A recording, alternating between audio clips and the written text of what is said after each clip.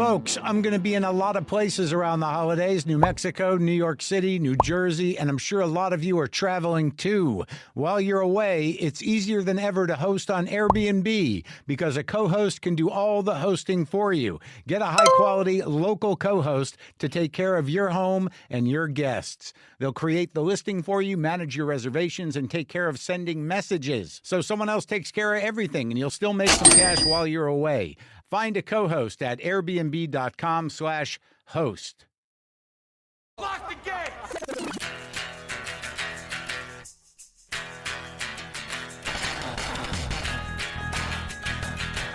All right, let's do this. How are you, what the buddies, what the ears, what's happening? I'm Marc Maron. This is my podcast, broadcasting from a fairly bouncy room. I'm in an old Adobe in Albuquerque, New Mexico. And it's interesting to be in a classic mud house. But the walls are what they are, and this is sometimes what it sounds like when I'm out in the world doing the stuff. I came out here, as many of you know, I grew up here in Albuquerque, New Mexico.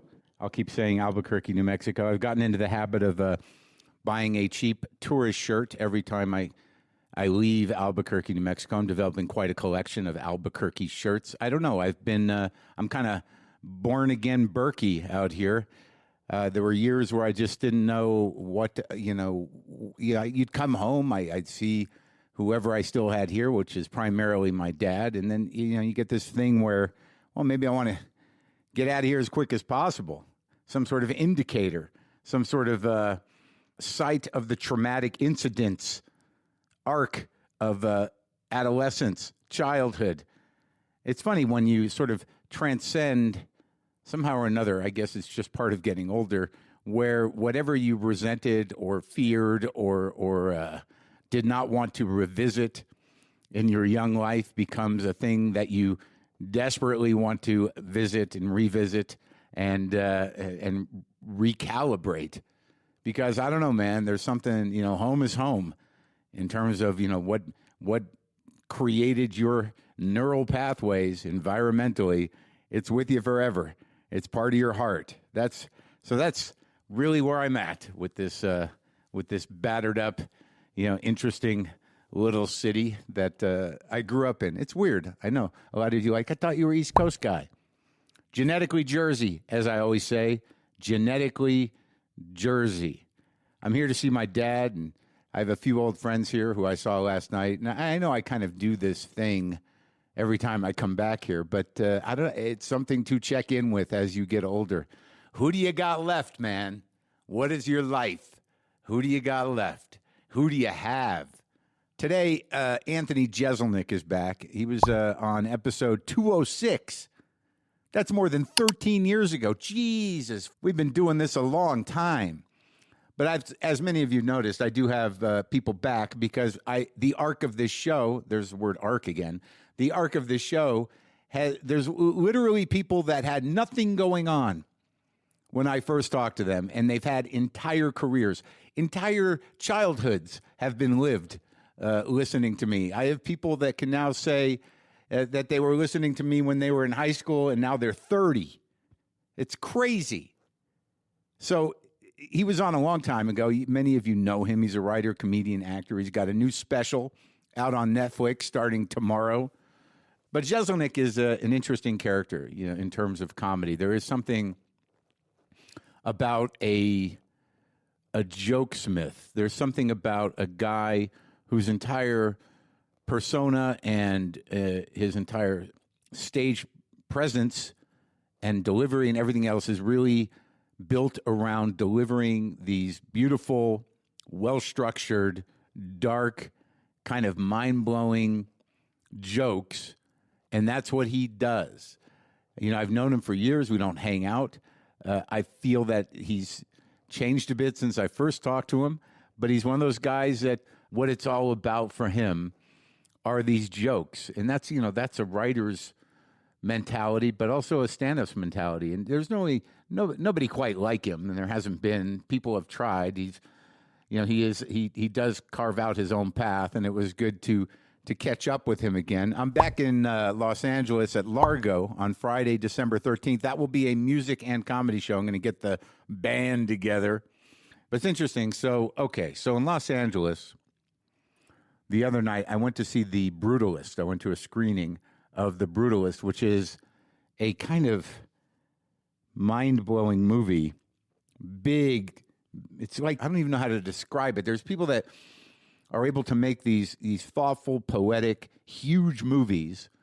You know, some challenging stuff, but the scope of it was huge. I mean, I guess I would compare it probably to There Will Be Blood in terms of what it speaks to about America, about old money, about immigration, about Jews, about benefactors, about architecture, about art, about it's one of these movies that it's 3.5 hours long. But anyway, so I get out of the theater in Los Angeles. It's at the Vista Theater. And I just had this moment where, and I don't know if this is an age thing. It was just this moment where I had, it wasn't even a deja vu feeling. It's just a feeling like I've been in LA a long time, on and off a long time. And pretty much, I've had a place there since 2002, one way or the other. So I just walk out of the theater and I'm just on a corner. I'm on a corner, and I guess it would be Los Feliz on Sunset and Hollywood around there, somewhere around there. And in my mind, all these moments that I've been in that area throughout the entire time I've been in LA just kind of congealed into this feeling of like, what happened to all that time? What happened to all that time? I mean, I'm talking, 20 some odd years of experiences.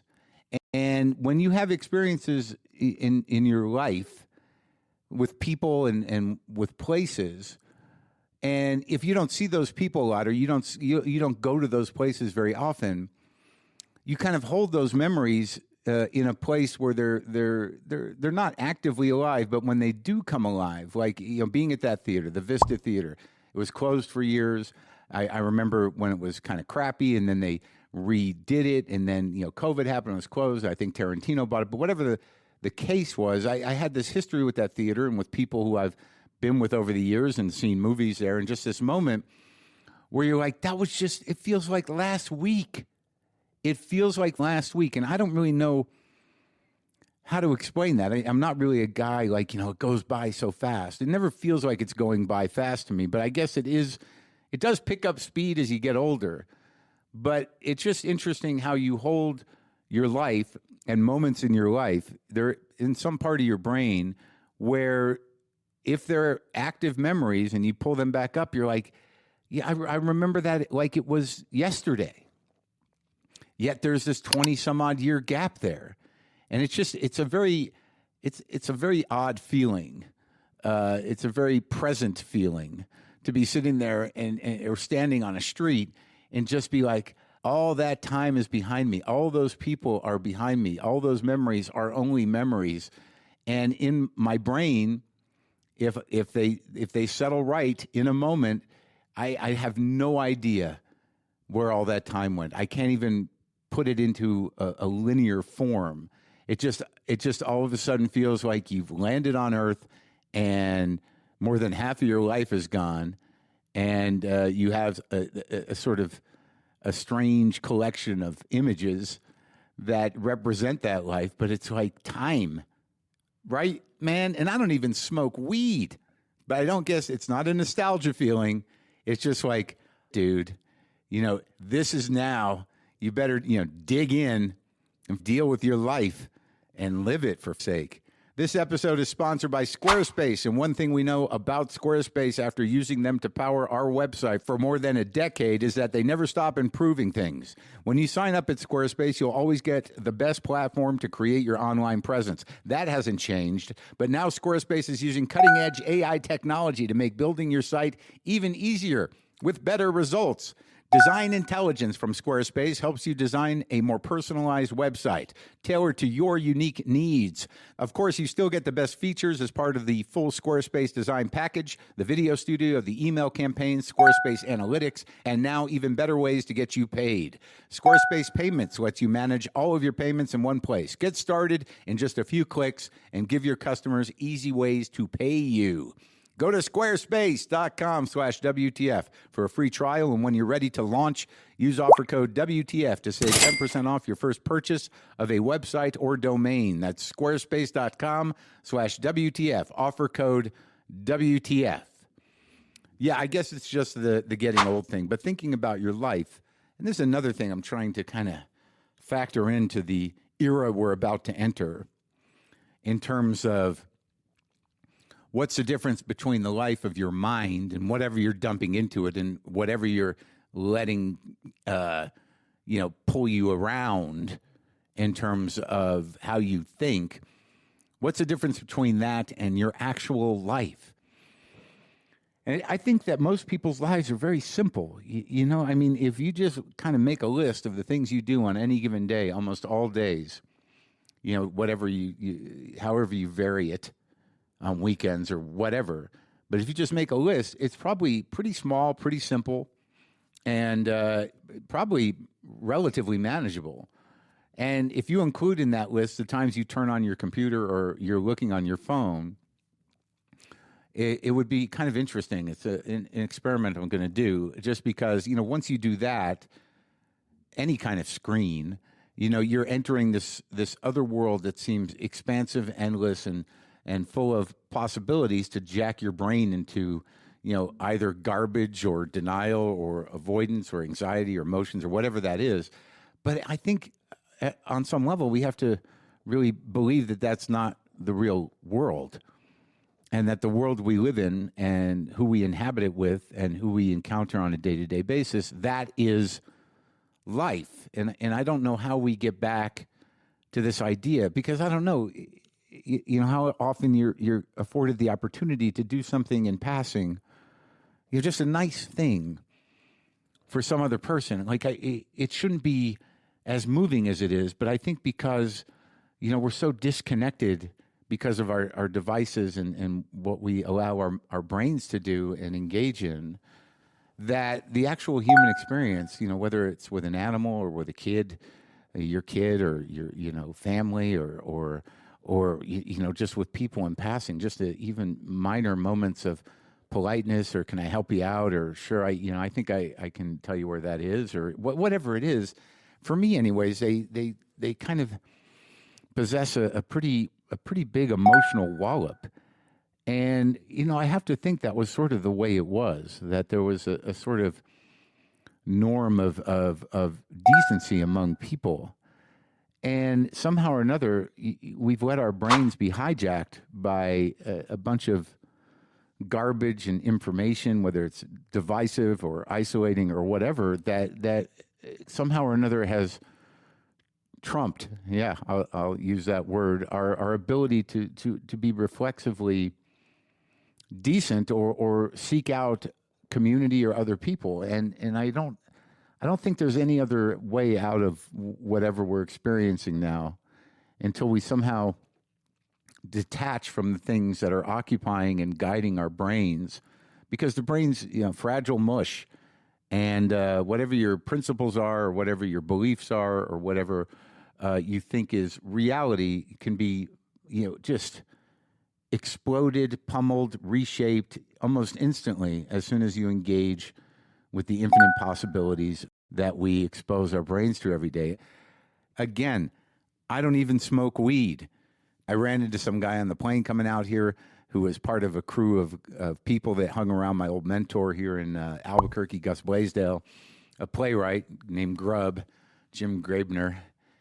And I barely recognized him, but I was surprised that I did. And it's just kind of interesting talking about memory that he told me about this gig that he booked me on when I was first in LA, and it was some weird kind of filmmaking festival that he ran, and he offered to fly me out and get me a car, and he told me this whole story about taking me to some, rent-a-wreck lot that a friend of his owned and sent me up with a car that, didn't work and almost broke down between here and Santa Fe, which is where the event was. And I did some live event, and he was telling me this, and it's almost like your brain is sort of like, I had a hint of a memory, but not a full memory.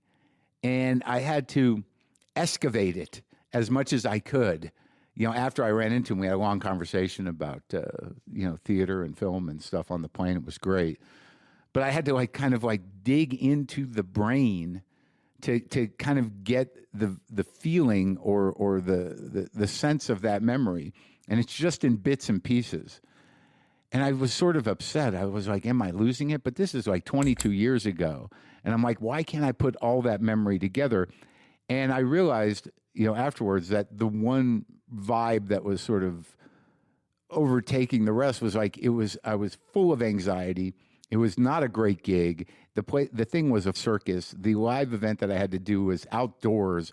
And I really think that I just some reaction to trauma of just, dealing with a hellish situation that I'd got myself into and getting through it, that my brain was just sort of yeah, we're gonna just put this in a deep file of things that you kind of remember, but the reason you don't is because not a great memory.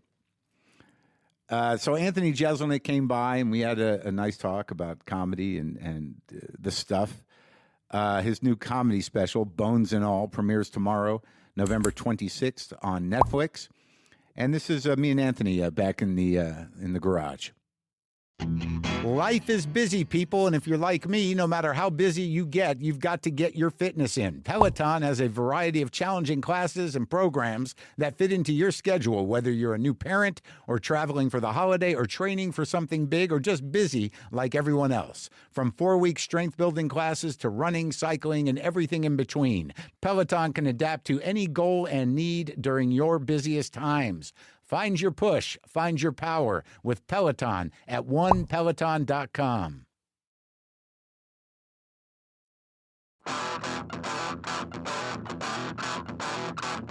Well, why are we staying in LA then? Tell me. Stand up mostly. I mean, I feel like I get the best out of myself here, and then eventually, if I'm done with stand up, I might leave. I might maybe Chicago. But, done with stand up? Yeah. Do you think that way? Because I think in terms of the hour, so if I'm I don't have another hour in me, then I'm done. I know, but don't you feel that after every hour? Not really. Halfway through this hour, halfway through this tour, I was like, this might be it. And then as I finish, I'm like, you know what if I do it again?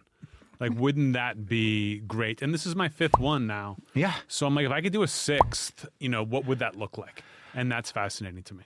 Well, I mean, I think that way all the time because I'm drawing from a different well than you. I have to resolve problems. Yeah.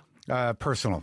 I do a little of that myself. See it. Yeah. I got that. I don't know if have you seen the new special? Yes. The Norm story is me dealing with that. Right. Getting to meet my hero and work with him and having it be a disaster was that. Let me fix this. Or Thoughts and Prayers, talking about my Comedy Central show failing. It was getting that off my chest. Yeah. But for the most part, it's how can I help comedy?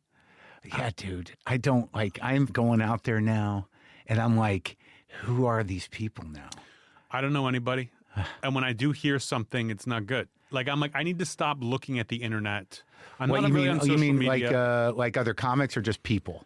Other comics. Well, anyone can do it. Anyone can do it now. Well, now it's podcasting. Dude, it's not so much being a comic as it is being a podcaster who does live appearances. I feel like I unleashed an evil on the world. But yours is different. I mean, I have a podcast, but I feel like it's different than these other podcasts. How's it doing? Terrible. We have no guests, no engagement. I don't know who listens to it. We have we do make money, but it's not we got a good new guest. They keep telling us if you had guests, this would be huge. It'd be a different thing? Yeah, but I might even quit that because I just don't like the term. I took podcaster out of my bio. I didn't. It's weird being an OG guy because there was a time. Like all of a sudden, like everybody has just figured out that like, well, I can sit there and talk. Mm-hmm. And now we have like just thousands of blathering white guys. It's like the zeitgeist has just become afternoon drive time radio. It's as if podcasters and comedy podcasters figured out the algorithm.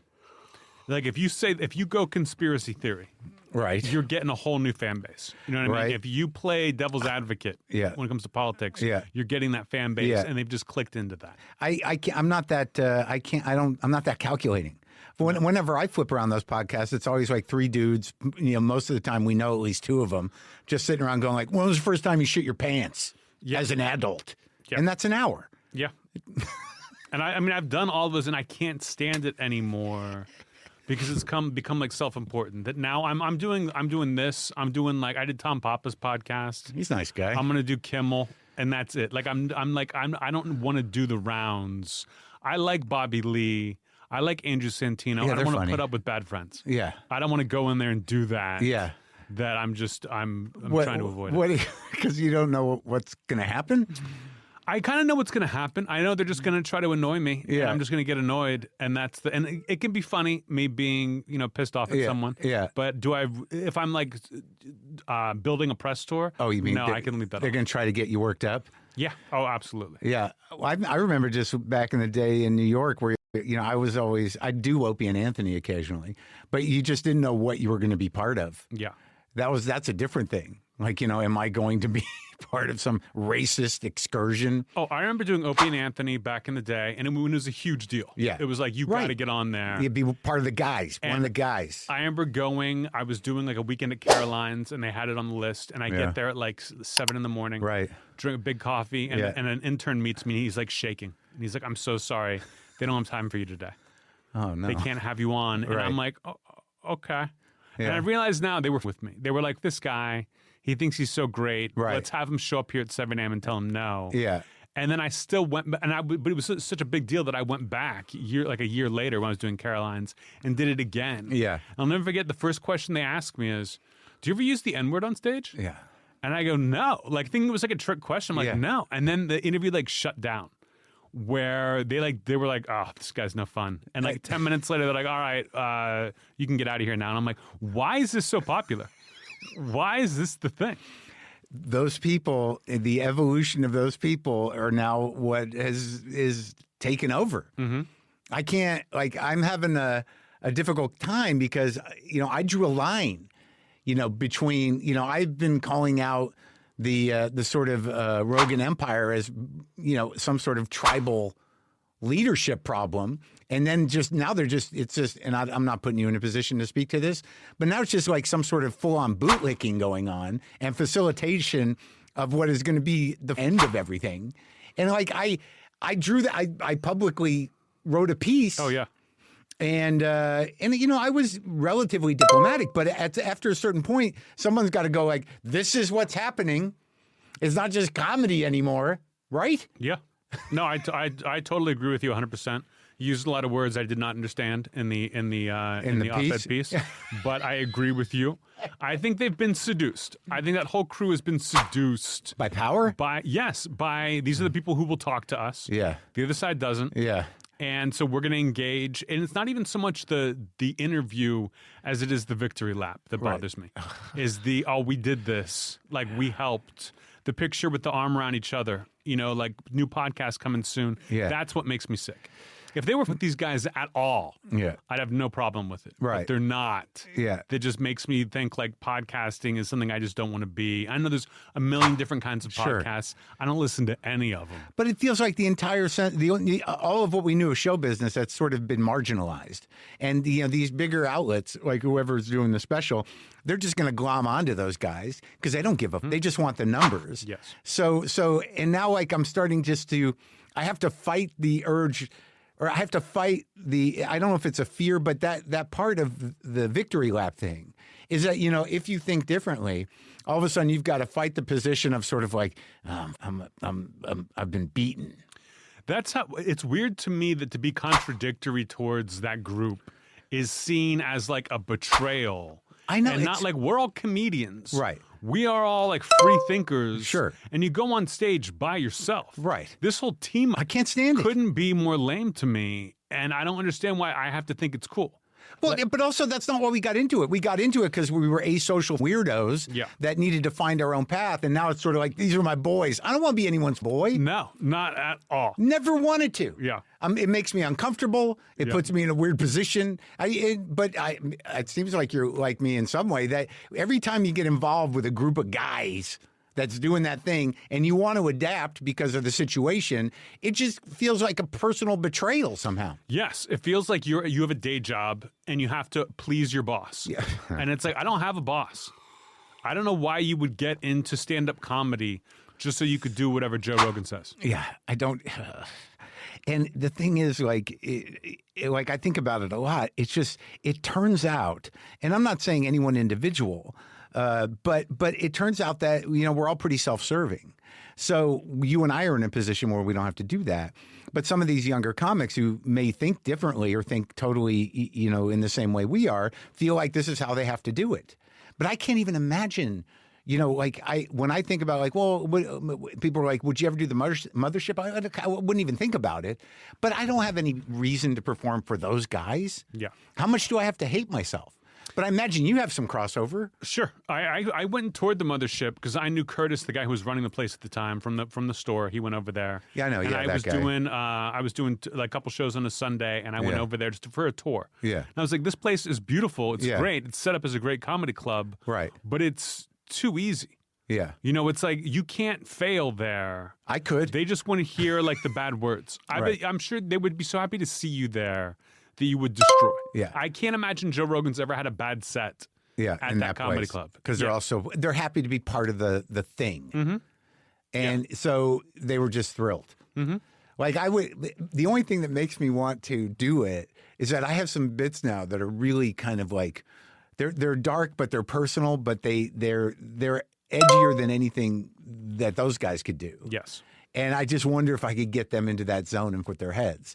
But it would take a bit of salesmanship. I wonder if it would take maybe like another year of that club being open, because they're all, I believe, being edgy in the same way. It's not edgy. It's hack. It's hack. It's become very, very hack. I was at the store one night and I heard in two different rooms, two different comics both go, I guess I got to do my trans bit now. It's like, no, you don't. Really?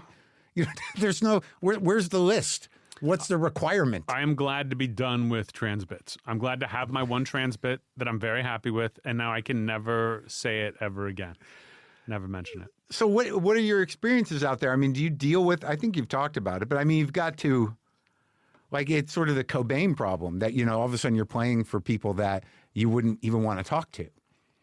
No, I think I've been pretty good about policing my own audience. Yeah. I think in terms of, I believe that most of my ticket buying audience are conservative, which I'm not, but my act has been the same. Sure. I've spoken my mind in interviews that no one's coming to me because they think I'm on the same political wavelength as them. They just like what you do. Yes. Because somehow or another, I think people have grown to understand that it is a character in a way. Mm-hmm.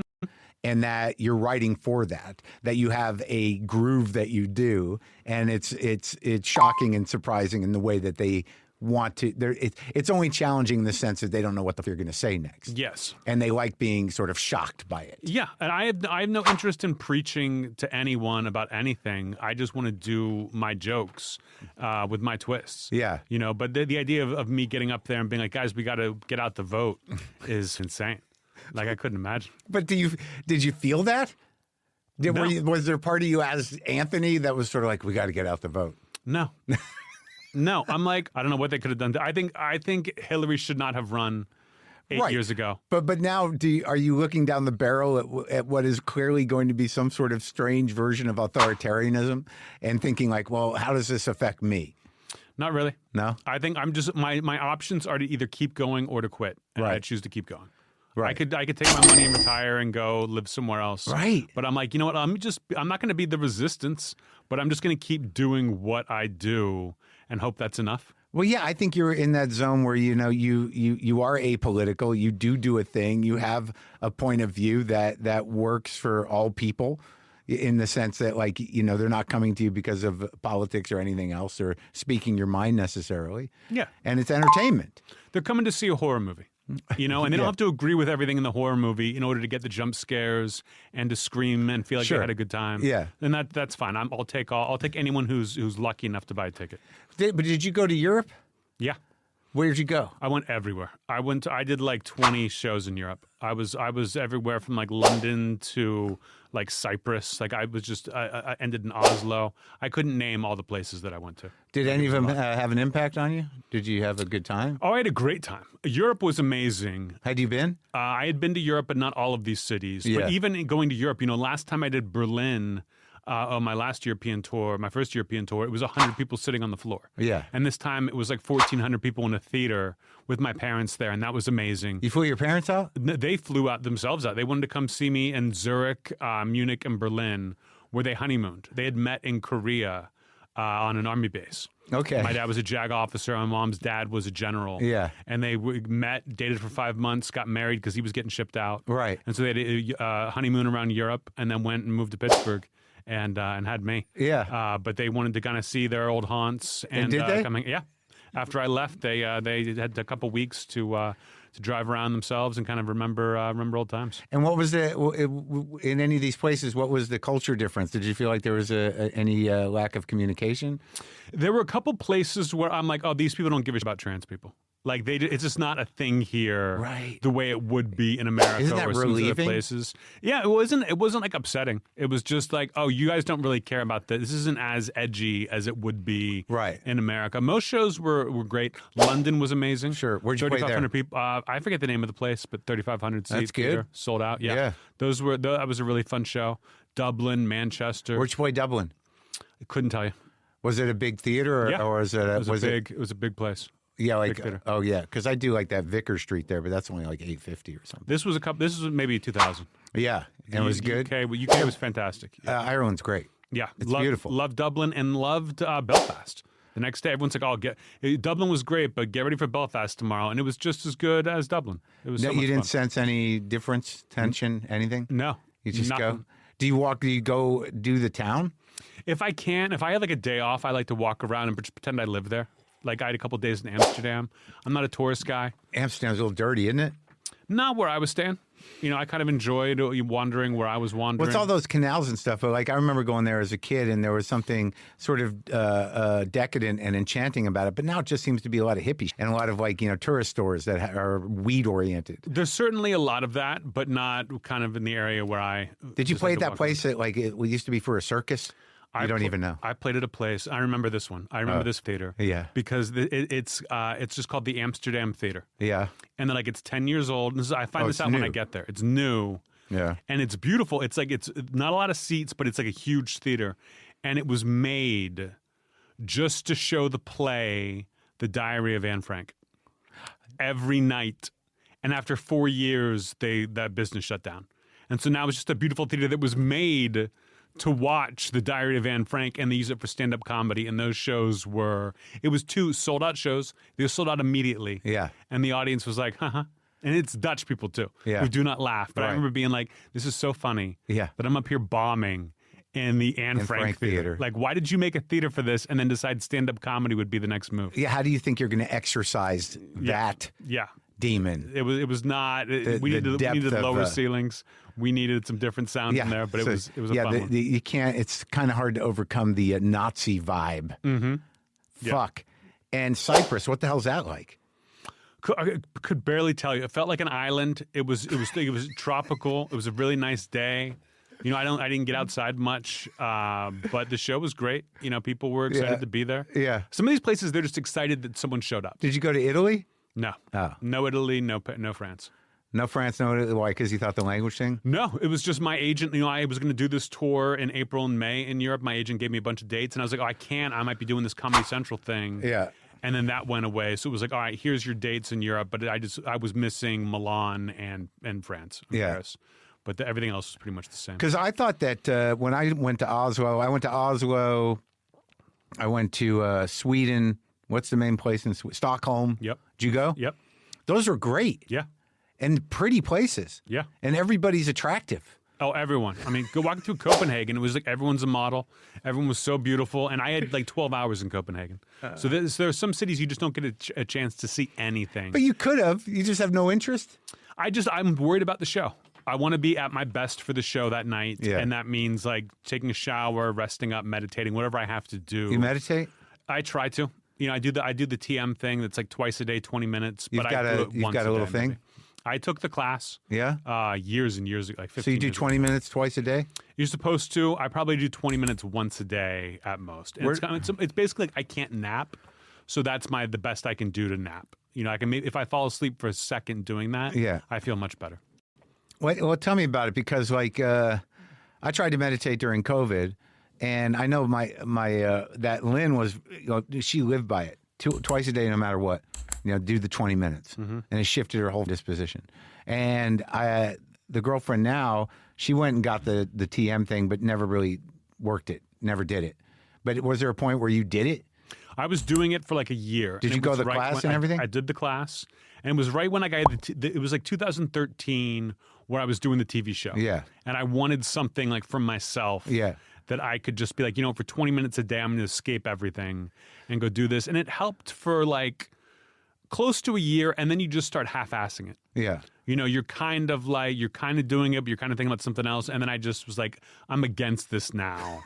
And now I just kind of use it as I need it. It's like, it really is, it replaces it. That. Yeah. But that was it. Once you're not doing it that right, you're just like, this is stupid. Like everyone who gets into transcendental meditation gets really into it. Yeah. And I was always hearing about David Lynch, because I was through David Lynch's thing. Yeah, that's what happened. And Lynch one day in an interview said sometimes, I meditate every day, 20 minutes, twice a day. Yeah. And then one time he was like, if I'm on set, I'll get a couple minutes here. Yeah. And then I get home and I finish the meditation. I was like, oh, you're not even doing it the right way. Yeah. So why am I with your... But did you ever feel like you got to that place where you're like, I'm there? No. No. See, I think that's the difference. I thought it would help me sleep. My sleep is really bad, and I grind my teeth. And I was like, if I could calm myself. Really? Yes. That's why I just came from the chiropractor. Like, my teeth grinding is so bad that it goes down all through my back. And it's been getting worse. Like, this whole tour, I was dealing with chronic pain in my lower back. Sitting on an airplane seat was hell. Yeah. That when I got to the city, I would just lay in my hotel bed until it was time for the show. I couldn't even exercise. Really? I was just, like, getting over and all the strange beds. Mm-hmm. Strange beds. Yeah. You don't know what that's going to... Hello? Yeah. Help you up. Yeah. So you got this... how's the chiropractor? That work? I'm on my third one now. I went to this guy who butchered me right before the tour. He did that thing where he pulls the leg and it my hip. And I was like, okay, got to get rid of this guy. And I went to some new age guy who does these weird little adjustments, and that really helped, but it took a long time. Yeah. And now I'm with the guy who's just for the TMJ, the teeth grinding, who is amazing. But this is my third time seeing him. You've done it all, you've ground your teeth all your life? Not all my life. It started right before I did the Donald Trump roast. I would do it sometimes when I was younger. So if someone slept in my bed, they'd be like, you were grinding your teeth last night, but I felt fine. Yeah. Or I would get a mouth guard and I would fall out in the middle of the night because I wasn't grinding. And then right before I did the Trump roast in like 2010, 2011, I really started grinding where I'm like, oh, I'm talking differently. Trump. It was my big break. And I'm like, I need this to go well. And I got a mouth guard made in the weeks I was preparing for it. And I thought, when this is over, I'll stop grinding my teeth. And then it was like I ground so much during those like that month of preparing that afterwards it's like my natural condition. Like I can't relax unless I've clenched my jaw as tight as it'll go. And that's how I wake up every morning. So if I turn my head in my sleep, it's up my whole neck and it just goes down my back into like my sacrum area, but it sucks. What? I've gotten Botox in the jaw. It doesn't do anything. Huh. I've got the mouth guards. I do it all and nothing like just fixes it. I'm like, what can you do that would just stop me from doing this? Well, have you tried to track the source of it? So it was brought on by, I guess it's nerves. People say nerves, but it wasn't like that's like the most nervous I've ever been. No, but I mean, but you knew that was there was a lot at stake. Yes, I knew there was a lot at stake, and they say it's genetics too. My dad's always ground his teeth. Really? For his whole life, he wears like 2 mouth guards. And it's just a thing that more and more people do now. Was that Trump roast your break? Oh yeah, I'd been on TV. I'd done a couple things, but it was like I went from performing at comedy clubs where half the audience has no idea who I am. Right. And if they're not even close to selling out, to selling out every show with everyone knowing exactly what they were getting. Yeah. It changed my life completely. So it was kind of the Nikki Glazer thing. That happened to her too, I think, this last Nikki, one. I think, was further. I mean, it definitely changed. I think she went into bigger places, but she was still selling out clubs and stuff. Yeah. But you were nowhere. I put out an album and a couple of late night appearances that maybe you would have known. But then it was literally just a sold out crowd of like, yes, we want the dark, not like, oh, you're doing dark. Let's try to get on board. Yeah. And that just completely changed everything. So they knew. Yeah. So this roasting, how many did you do total? 3. And are you still asked to do them? They bring it up like really like far in advance. And I always say no. I'm like, it would cost so much money. Whitney Cummings tried to get me on those OnlyFans roast she was doing. She said, we have a budget. Like, what would it cost? And I was like, here's how much. Yeah. After doing 3, I was like, I never want to do this again. I never want to do it again. I loved the first 2 that I did. The first one really was my favorite. The second Trump? one Trump was great because it was like that was just all my stuff. And then Sheen was less than 6 months later, so I was like, I've got to top that or match that. Yeah. And then Roseanne was just a nightmare. It was like they tried to make it classy and then abandoned that last second. And it was just all old women on the panel. Yeah. On the dais. So like, all the jokes were kind of the same and no one cared. Yeah. Like Trump changed my life. Charlie Sheen was crazy because everyone watched that it was like, oh, an extra level of fame. Because he was, that was post his meltdown. Yes. That was the biggest like roast to like timeliness that they've ever done. Yeah. And then Roseanne, it was like it never happened. Like it was like it just no one saw it, didn't move the needle at all. Yeah. And I was like, okay, you know what? I'm done with this. I've done as much roasting as I care to. Yeah. And I like judging Roast Battle. If you ever did that with Jeff Ross. Yeah. That TV show was really fun to do. Yeah. But as far as roasting goes, like I'm retired. Yeah. And you could get me there. They wanted me for the Brady one, but I'd talked enough about not wanting to do it. They didn't even ask. They were But just like, for some reason, I'm not a huge like new roast guy. I always think the daises are too huge, and I don't know. I couldn't get through the Brady one. I didn't watch it. I haven't watched one because to me, it's like I know what everyone's doing. They're like, you got to see this joke, and I'm like, okay, like I get it. I thought Nikki did great. Yeah, always watch Nikki stuff. She's great. She was great. But yeah, I don't care. It doesn't do it for me the way it did. It used to really mean a lot to me. And just by having done it a few times, I'm like, no, I'm good. All that stuff that means a lot to you early on, it starts to fade, doesn't it? It should. I mean, if you're lucky. Because there's a period that we all go through where you're like, I'm a comic, I do stand-up comedy. And there are jobs that stand-up comics can have in show business. And you know it because you got the opportunity to host a talk show, and it's a grind. Mm-hmm. And it's not, either you are that guy or you're not. Yeah. But what was your feeling about that going away? When that went away, when the show went away, I was thrilled. Yeah, because I haven't talked to you since before anything. I mean, the worst thing about having your own show is the amount of people relying on you. Right.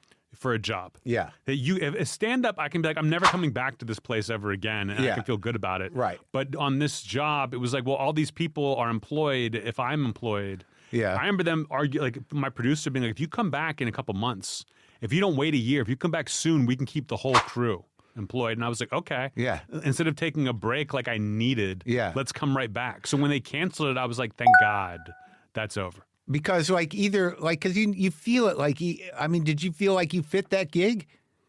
No, I felt like they put too much energy into it. Like there was like smile more, like be bigger. The studio audience was huge, and it was like it should have been half the size. I wanted to sit down to do my monologue, and they were like, no, we have the Daily Show, we have this. You've got to be standing, and you've got to walk in. Because Tosh is just standing. Like everything was like about what someone else was doing, so I couldn't do that. But you're also kind of this singular guy, and I don't ever get the impression that you love talking to people. No, but I enjoyed jokes. I enjoyed doing a little bit. I got better at the panel as it went on. Yeah. But they didn't want the whole show to be panel because it's a weekly show. If it had been a nightly show, it would have been all panel, and that would have been fine. Yeah. But I had to come up with bits, and I didn't like shooting the bits. I didn't like any of that. Yeah. The monologue wasn't as much fun as I thought it was going to be. Yeah. But I was relieved when that went away. I loved doing good talk. Yeah. It was kind of like a sillier version of this. Yeah. I really enjoyed that. And I was sad the second season got COVIDed. Yeah. But I hated the Jeselnik offensive. There was some good work in there. Yeah. Some truly good work in there, but I didn't like kind of the schedule and definitely didn't like having the bosses. And then it was the passive aggressive notes.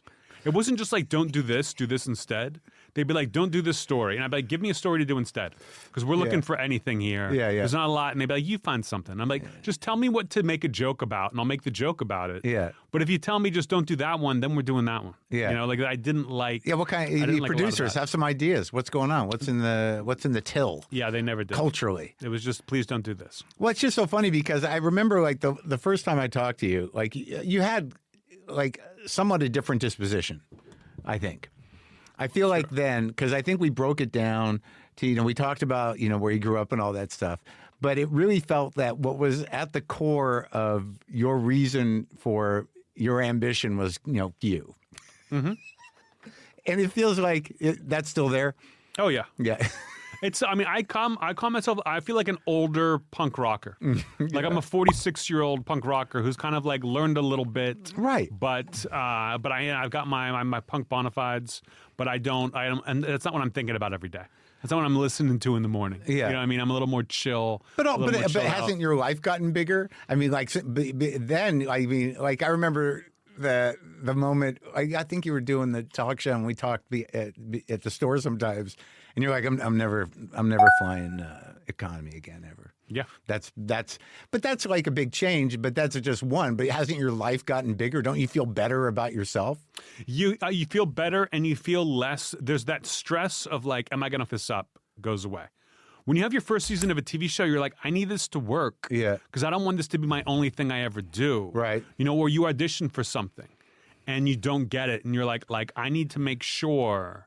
Like I auditioned for Weekend Update, and didn't get the job, obviously, and was just like that feels like that would have been good. I made it a contest.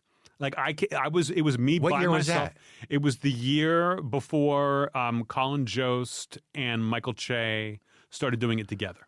It had been Jost for like half a season because Seth Meyers left. Yeah, and then they were auditioning Jost with like 10 different people. It was Jost and a person. Okay, that's the plan. And then it was me by myself. Yeah.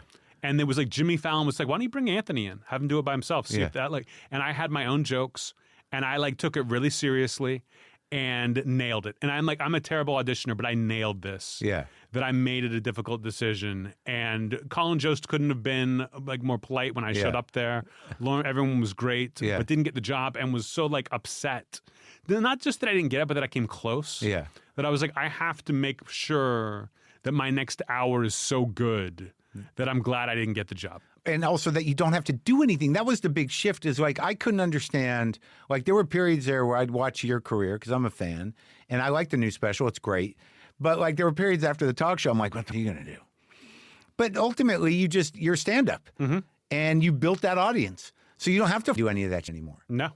I mean, is there something you'd want to do?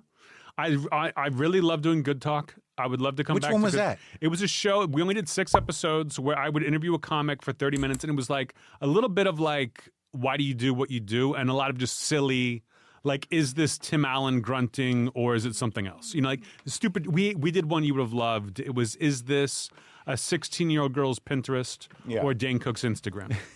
And I was saying you had games. Yes, like weird, but it was just a silly, fun kind of talk thing to do. That was actually fun to shoot, fun to write. Yeah, the Jeselnik offensive wasn't fun to write. Yeah, it was like stressful all week. It felt like doing SNL. Yeah, every week you had to do it because it was airing at we had to tape every Tuesday. And you had segments that you had to be refilled, and you didn't have, you needed to get guests. I mean, when you're just going to be hanging around with a comic, I mean, half of it, the work's done already. It's so much easier. It's you don't have a studio audience. What happened in that show? We were doing a second season. We had written the entire second season, booked it, and a week before we shot it, COVID hit, and shut everything down, and then they canceled everything. What and network? They fired everybody. Comedy Central. Really? Yeah. Does that even exist anymore? Barely. It's like it's just South Park and Workaholics, right? And The Daily Show. And they could do some. They could sell it off and do something with it. Yeah. But it still has a couple of things. Or they might just fold it into Paramount Plus. Yeah, I have. Oh, that's what they did. They might. It's still up in the air. Yeah, it's still up in the air. But they're just doing Office reruns. But they did like 4 pilots at the end of last year. Yeah. And they were like, we need to pick up 2 of these. because of the shareholders. Like, we have to do 2 new shows. And so I was one of the 4 shows. Yeah. And then they sold the network, and we're like, all right, we don't have to do anything. So who knows? But you don't want to act? I would. If someone was like, hey, I've got this part, I'd love for you to play it, like, I'm there. Yeah. But that never happens. It's happened like twice, and I've done it both times. You were one of them. Oh, yeah, for Maron. But usually it's like, I haven't auditioned. The last role I auditioned for was Schmidt on The New Girl. Remember that show, The New Girl? Kind of. It was like, I mean, this was like 15 years ago, where I remember I'd come in, and I really worked on this audition. Yeah. I worked with a coach, and I do it, and they go, that was great. Can you do it faster? This is a sitcom. Yeah. And I go, no. Like, I don't talk faster. Like, this is if you want me to be funny, this is how I talk. And they just laughed at me, because at that point, I'm a known person. They're like, okay, like, you can leave. But that's funny. Yeah. And I never auditioned again.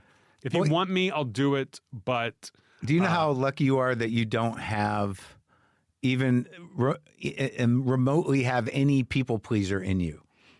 I'm grateful. I feel like all the work I've put in the last 22 years now has gotten me to this place where I truly don't have to please anybody. Yeah. But I feel like people look to me for respect. You know, you've been around long enough that you get this too of like, hey, that was good. That was good, Mark, right? Yeah, yeah. You know, right? And you're like, I don't want to watch you dumb act. I didn't see a second of that.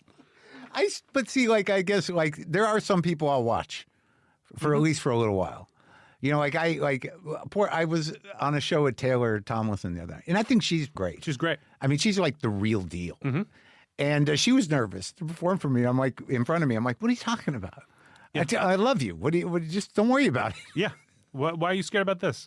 I used to be the same way, though. You never had that? Oh, of course. Dude, if I used to kick guys out of the cellar. Like, if I was going out the cellar and Attell was in the room, I'd be like, can you just get out of here? I'd want to figure out how to do this. I had to go. I remember going to the cellar, and this is when I was working on Fallon. I lived in New York for a couple of years, and I go to the cellar, and they're like, Stephen Wright's here. Yeah. And I've never met Stephen Wright. He's obviously my idol. Yeah. And I'm like, oh my God, Stephen Wright, I can't wait. Yeah. He's going to see me and be like, oh my God. Oh. And I walk out there, and there's 4 people in the audience. Yeah. And one of them is Stephen Wright. And I just bombed for 15 minutes. But he was nice, right? And then walk out, and then he walks out right after the next comic is on stage. Yeah. He walks out, and she goes, you were funny. But in a way that, like, you had to say it, that I was like, this doesn't count. Yeah. But he's reached out to me in the last couple of years. Oh, yeah? And, you know, said hello, and, you know, I like your stuff. That life makes sense as a good comparison. Because it seems like he was just always Stephen Wright, didn't change anything, kept his audience, did a couple of acting bits here and there when it fit, and now he just lives in the woods. Yeah, but it's the output. I want more output. He put out like 3 hours maybe of total of comedy. Yeah. I'm like, what if? And I'm sure he has an hour now that if he goes on the road, he has that hour. I want to do as many hours as I can before I die. I want to give as many great jokes as I can. Hopefully every special has a handful of brilliant jokes, one great bit. You know, you get that, and as many as I can do of that, I want to do that. The older guys, there was no reason to have that kind of output. You know, there was no reason to put out specials. That there wasn't. Well, yeah, but I think, like, I've done, 4 or 5 records, like 4 or 5. I've done like 10 hours. Sure, but like, how much of it matters? And I'm not saying this is an insult, but like, people don't know I did an album.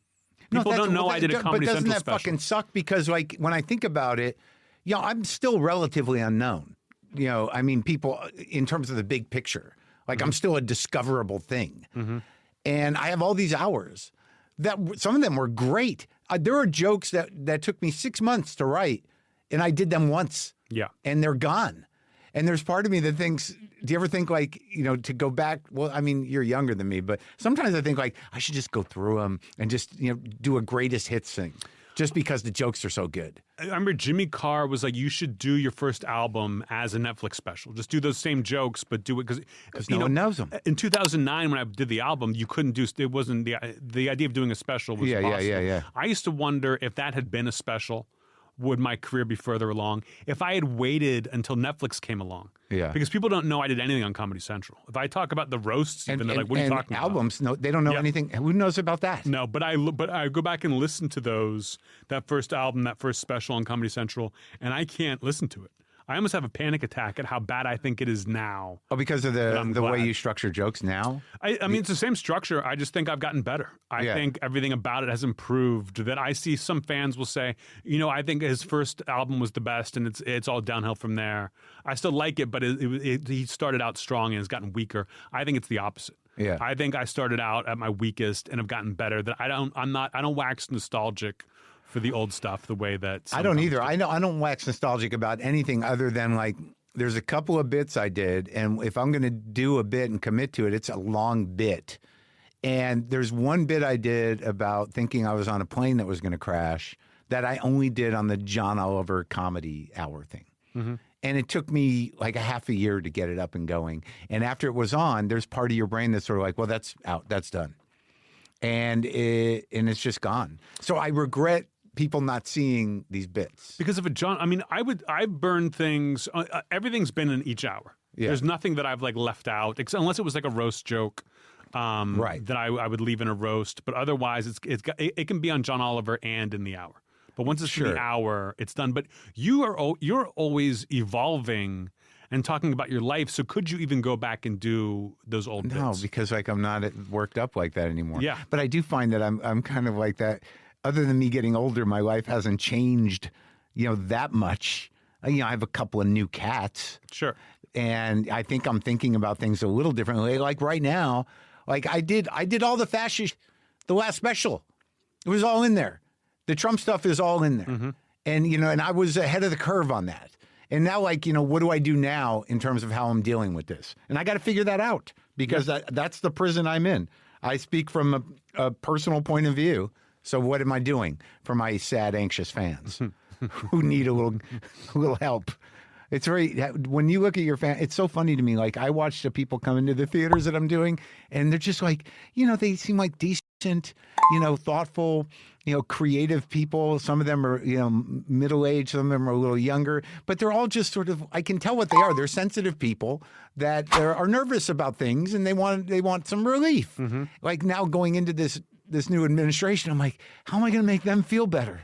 Like my shows start to feel like this is a safe space. We're going to talk freely here.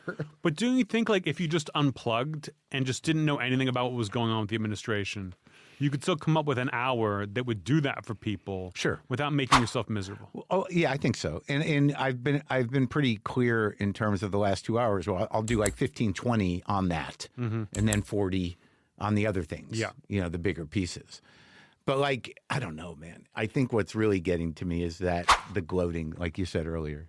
I just know they're out there, and I know they're in the room, and they're like, "Hey, loser, it didn't go your way, did it?" It bothers me. You think they think that about you? I mean, you had the OG original podcast. Yeah.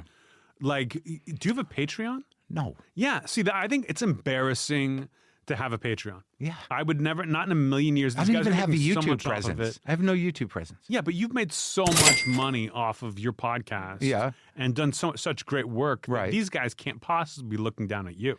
Well, what they do is if you quantify success with money and the type of money they're talking about and the type of fame they're talking about in terms of winning or clicks and that kind of I'm in a different model, dude. Sure. And that sort of thing about like, when you talk critically about something, you're just jealous. I'm like, no, it's not. It's got nothing to do with jealousy. When people say, I'm like, who would I trade places with? Tell me who you think I would switch seats with on this bus. Yeah. In a million years. Like, there's no way. I mean, like, good for you. This podcast, your podcast, Patreon, pandemic money, that's great. Yeah. All that goes away. Yeah. People don't understand overexposure all of a sudden. Yeah. People don't understand, leave them wanting more. That I think if I was getting out of college now, and I've talked to comics about this, I would not want to become a comedian because of what it is now. And there's some guys, you see the crowd work clips, I'm like, you're young kids, you kind of have to do this, I guess. But then there are people who are my age doing this podcasting shit. I'm just like, I hate you. Yeah. I hate that we are considered to have the same job.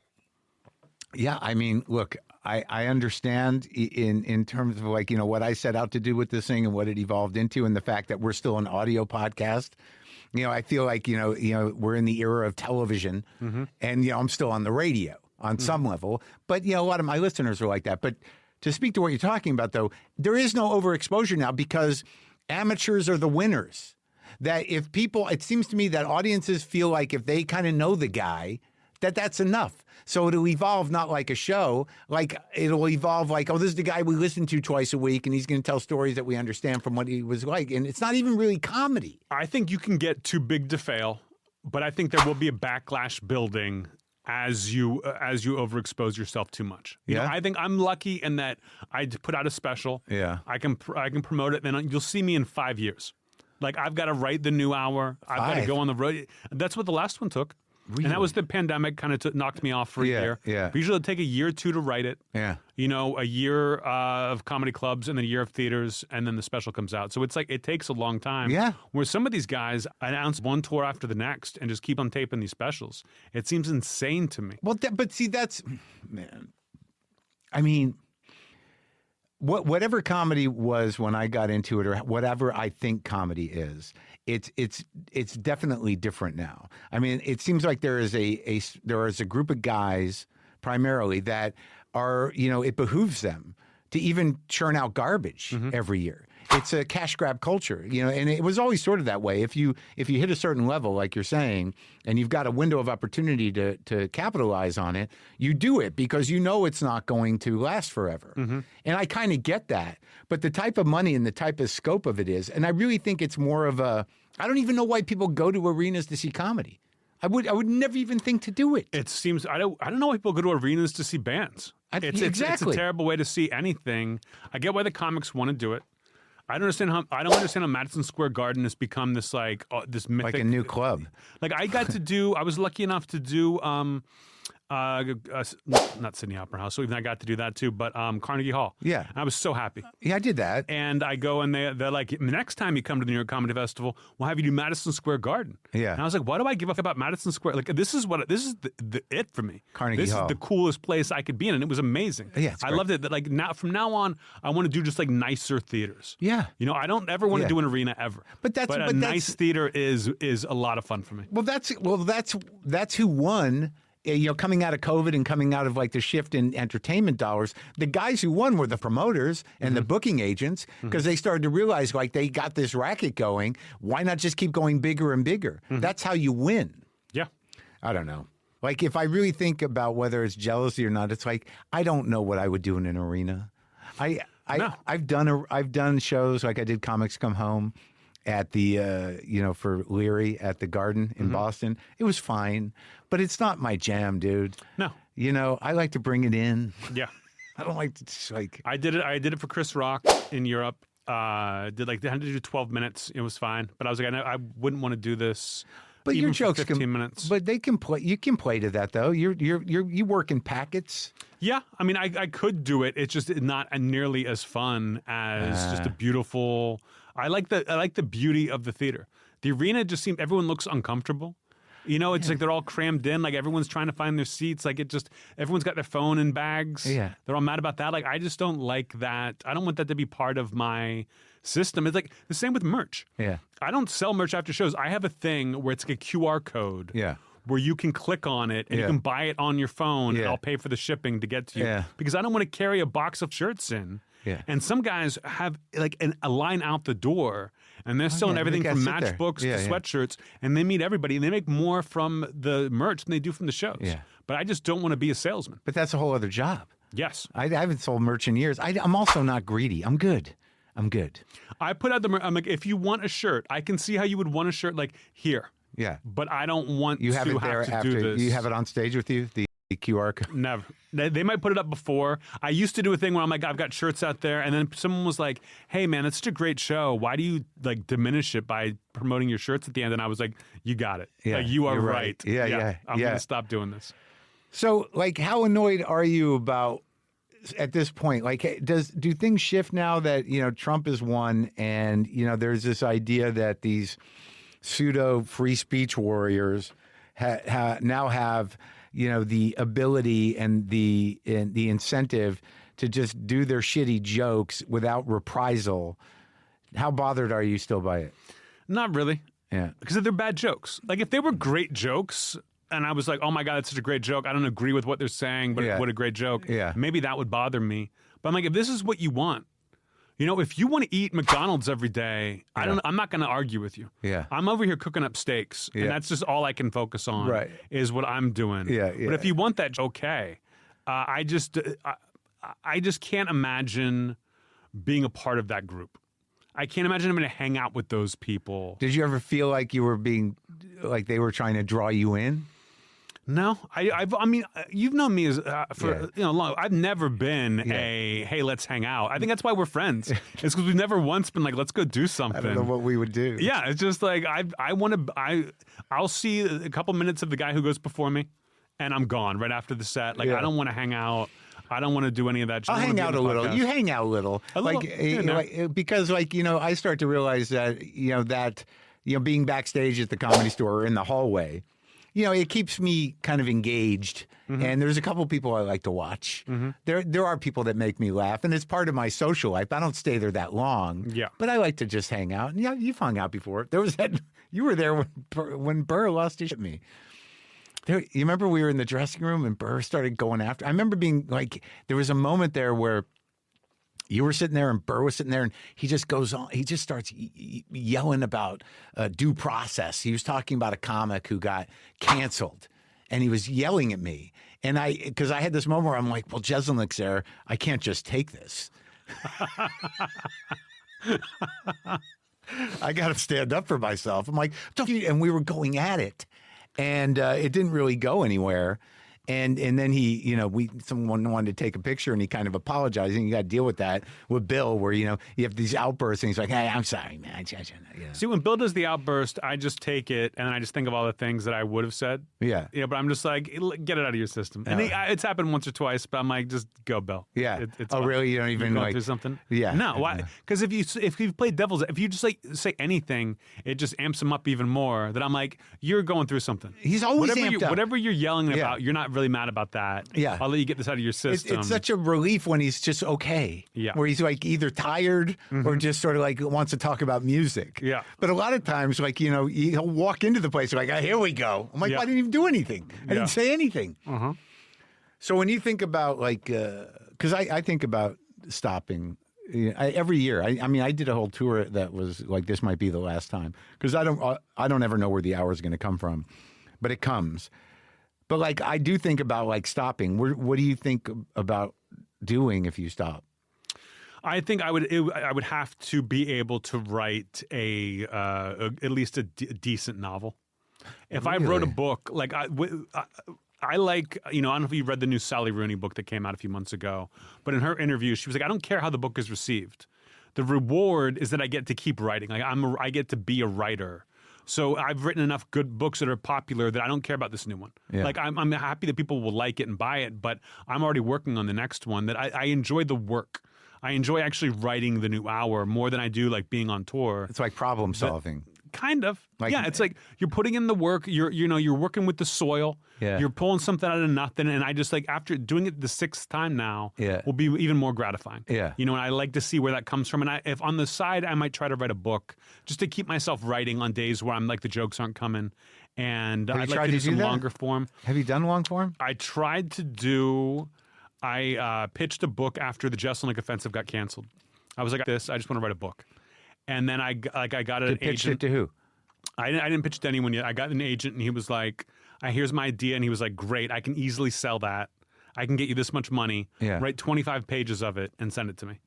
And I got into 5 pages in, and I was like, this sucks. I hate this. I'm going back to stand up. It's a lot, dude. That if I really made myself write like a novel, like a story, and just made myself do it, then maybe. But even then, I think I'd still enjoy getting on stage. Like I was in pain for most of this tour, but every time I was on stage, I was happy. Yeah, I know. There's something about it, like to be on stage for people who want to see you. That's pretty great because you have a freedom. You can kind of open up, and you also feel just how it grows. Yeah, this tour was double the size of my previous one, and I had no idea. Yeah. We didn't know until because like the clips. TikTok and Instagram had taken off so much that I kind of doubled what I expected to do. So that was gratifying. Yeah. So even to go to the idea of going back out and seeing how much bigger it gets, and once it starts shrinking again, maybe that's when I'm like, you know what? This. Yeah, I think I'm doing all right with sales. I got to go out. I had to put off the tour to do this movie, and now I got to go out in January to kind of get it back in shape to do the HBO special. And then I don't know, man. I don't know. You don't like. There's nothing that. Are you off the nicotine? No, I'm still on it. What are you doing? I've got these things. What do you have? I've got the things I gave you. The ons? Yeah. You're still on those? Yeah. You don't like the Zins? I never tried Zyn. I just never Tucker Carlson's not going to sway me into going to Zins. But yeah, I had my assistant buy a ton of these before I went to the fours. Yeah, before I went off to Europe, and I had like just I remember that. You still have more? Yeah, but I mean, once I'm done with these, I'm done with it. Really? I'm over it. Yeah. Huh. It just gotten gross. I'm just like, I did it for 2 years on the road. I'll go back to the lozenges. Something that's dude. I can't, it's like I don't know. Like I've got two in my mouth right now. I need to misbehave in some way. I don't drink anymore. I smoke a little weed, and I like this. Mm-hmm. I had quit. I was off like 2 weeks, and then I started the theater tour, and I was starting in New Orleans. It was so hot that I was like dying, and my brother had some of these on nicotine things, and I was like, "Give me one of those." Yeah, and it made my whole day better. That I was like, you know what, for the tour, took the edge off. Let me just have this. Yeah, I don't. The ons are just the packets are too small. The only reason I like the Zins are bigger. They kind of stay lodged better. Those ons, I'll lose them. I'm like, I've never tried a Zyn, but maybe I will. But it's like, I can feel it in my gum. Like I'll go to the dentist, and they're like, "Your gums don't look great." You know, so I'm like, okay, let me knock this off. What are they saying about them? They look like inflamed. And it's like, here, we're going to give you this treatment. Like, you're fine. They're not like, we're worried about you, but I know what's doing it. So, yeah, my gums have always been up, and I'm always worried about them because they were always recessed. I mean, I'm still dealing with the teeth grinding thing that I'm like, one day. That hasn't affected your gums? Because my bite, the guy said it affects my gums. I think it's affected my bite for sure. Yeah. And I think it must be doing something to them that I could never get veneers, or any of that like dental people get. Yeah. Just because I would crush right through it the way I sleep. Have you thought about getting them? No. Yeah. None of that's ever occurred to me just because of what I've got going on with my grinding. How long are you in town for? Forever. I mean, I go home for Christmas, but the tour's done. Tour's done. So what are you going to start going to the store again? I'm going to start going to the store in the Improv in Largo probably in January. Yeah. I've got about 40, 50 jokes right now that I haven't looked through to see are these even worth trying out. You didn't... But I think I might go to Largo for a little bit. Yeah. So even going to the store, it still feels like I'm the name on the marquee.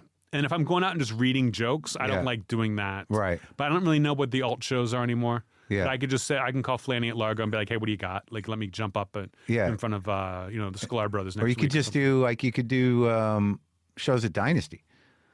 I don't want to drive to Dynasty. I'm lazy. In Koreatown? Yeah. It's too much? Yeah. I did it once. That's it? Yeah. I'll go try to work out hours there. It's almost like Anonymous or the Elysian. Once I have like 20 minutes, I'll do my own Largo show when that's where I work out like everything I got. Yeah. And I'm trying to work on like a longer form story that might be the place to do it. But I feel like if I'm going to the store, there's like a pressure on me at the store. There's a pressure on me at the Improv unless I'm like just dropping in. Yeah. I hate the drop-in system. But I'll be getting up in January. I remember like there was a point where, and I always think about it as a shift in your demeanor. Was years ago we were in the store, there was talk of it closing, the store closing. Mm-hmm. And you were like, who gives? It's just a comedy room. And I'm like, but it's a comedy. And you're like, okay. But I think you've shifted a little bit. I don't know how much I've shifted. You love the store. I love the store, but there are things that I love about the store versus the Improv. I don't ever go to the Improv or the Laugh Factory. I like that the Improv, you can kind of get in and get out a little easier. Like the parking lot is like a block away. Yeah. So you can kind of just go in right in, do your set and get out. Whereas the store, you've got to pull into that lot. You've got to walk through the gauntlet of open micers. Yeah. You've got to see everybody. You got to talk to the employees. But what about the room, man? Backstage. The room. I love the main room, but I haven't been in so long that I've heard it's like a different thing. I've heard people aren't happy in the main room. Really? Because they're doing 2 shows. Oh, yeah, that early one, that late one, yeah. And the late show doesn't sell, but they split the money up in between the 2. It's not all one money now. It used to be all one money. Like, the night was, everyone got paid over the arc of both shows. And I think what's happened is the people who are on the late show get the percentage of that show. And the people on the early show get the percentage. I think of that show. You might be right. I think it's the opposite of it. Used to be you got it for that one show, and now they're combining them. Oh. And now people are mad because they're like, I'm doing the early show, but I'm getting no money. And it's not that I'm doing it for the money, but I love that main room the vibe. Yeah. I know I wasn't a big OR guy, but I would do it to work on stuff, but I love the main room. But you like the improv. I do. And the improv comes and goes. I didn't do the improv for years. Cars used to get robbed in that and then parking started going back. Yeah. And Rita was like, please come. And I'm like, I've been loving it since then. There's something about I have a beef, not with the Hollywood Improv in particular, but the operation that books all the other improvs. Sure. And it's a personal thing. That's how I'm with the Funny Bone. I haven't done a Funny Bone in 15 years. What's the beef? I got in a fight with the guy Dave Stroop. Yeah, I remember that guy. Who books the Columbus Funny Bone. I get into town Wednesday night, and this is maybe like right after the roasts. Yeah. But I'm still like doing clubs. But I sold out the weekend. Yeah.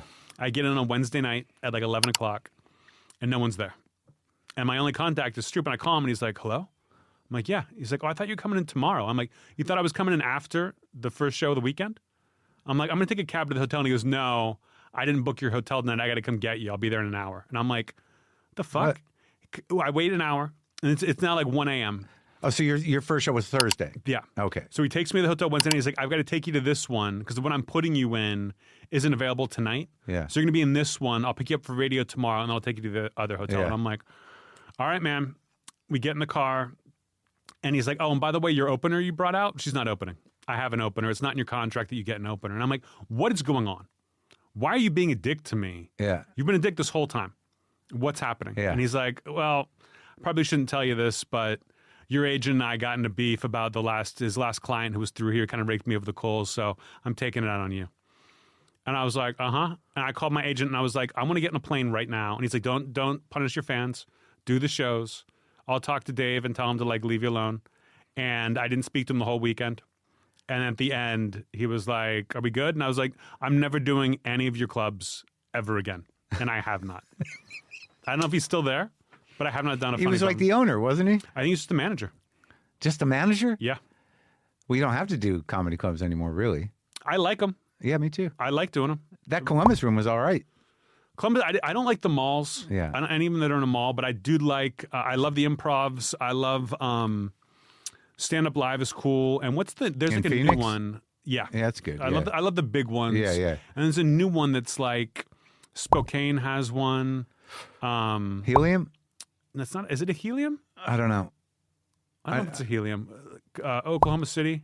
Yeah, I don't know. They're all the same club, but I enjoyed those. Oh, this is a new one? It's got like a weird name, like a rattlesnake or something weird. I don't know. I don't remember. But there's a new chain. Yeah. All right. Yeah, they're pretty cool. Well, great special. Thank you. Good talking to you. Thank you. Always a pleasure.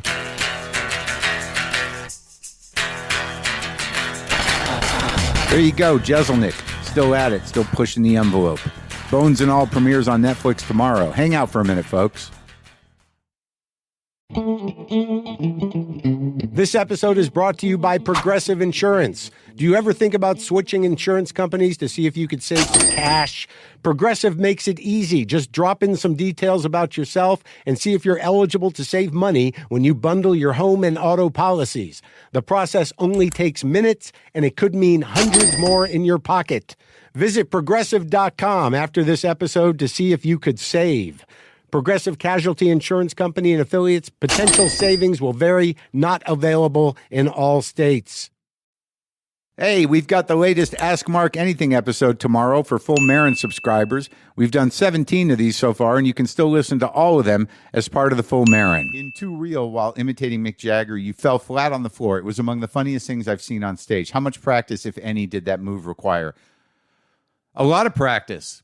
I had to do it a lot of times for the timing of it. You know, I'm not naturally a physical comic, so when I decide to do a big piece of physical comedy, I do have to rehearse it a lot. Like not unlike the bat bit at the end of From Bleak to Dark. I had to figure out the timing. I had to figure out how many times I'm going to hit myself in the head with the bat. the pacing of the reaction to being hit with the bat. And it was the same with falling down. When do I fall down? How do I fall down? How do I not hurt myself? What's the timing on the fall? So, yeah, it was all thought out. It was not a random thing. And I had done it, many times. And there is sort of, once you lock in to the physical comedy thing, there is a timing you have to work out. So it did take many times to make that exactly work. Make sure you're signed up to hear my new answers tomorrow. Just go to the link in the episode description or go to WTFpod.com and click on WTF Plus. And a reminder before we go, this podcast is hosted by Acast. Here's a riff from back in the day.